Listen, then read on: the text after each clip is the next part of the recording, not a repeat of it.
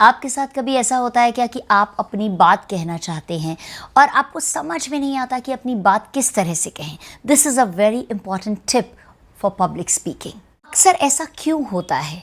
इसलिए होता है क्योंकि हमारे पास शब्द नहीं होते, हमें वो वर्ड्स नहीं मिल रहे होते कि हम किस तरह से अपनी बात को एक्सप्रेस करें। और इस सिंपल सी चीज़ की वजह से बहुत बार हम बहुत कुछ कहना चाहते हैं, मन में रह जाता है, नहीं कह पाते हैं।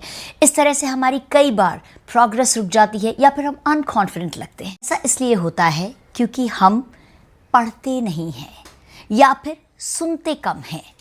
पढ़ते नहीं हैं से मेरा मतलब है ज़रूरी नहीं है कि आपको बहुत सारी इसके ऊपर कोई किताबें पढ़नी हैं। एक पेज भी अगर हम रोज़ पढ़ लेंगे ना, उतना भी काफ़ी है।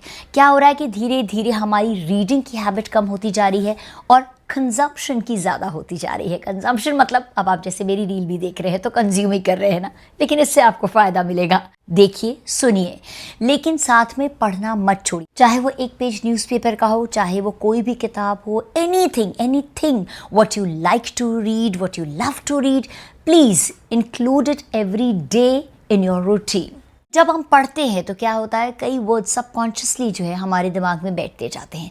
और आजकल तो बड़ा इजी हो गया है, मीनिंग नहीं समझ में आ रहा तो बस गूगल खोलिए और आराम से मीनिंग मिल जाएगा। हमारे टाइम में तो हमें डिक्शनरी खोल के मीनिंग ढूंढना पड़ता था। तो अगर आप एक पेज भी रोज़ पढ़ रहे हैं तो इमेजिन कीजिए 30 दिन में आपने 30 पन्ने पढ़ लिए और बहुत सारे शब्द, बहुत सारे sentences I would like to say, वो हमारे दिमाग में बैठने लगते हैं। और जब भी हमें कभी बोलने का मौका आता है या मौका मिलता है तो हम हेजिटेट नहीं करते हैं, हम अपनी बात कॉन्फिडेंटली आराम से कह पाते हैं। Do try this tip and what more would you like to see regarding public speaking? Please write to me in the comments.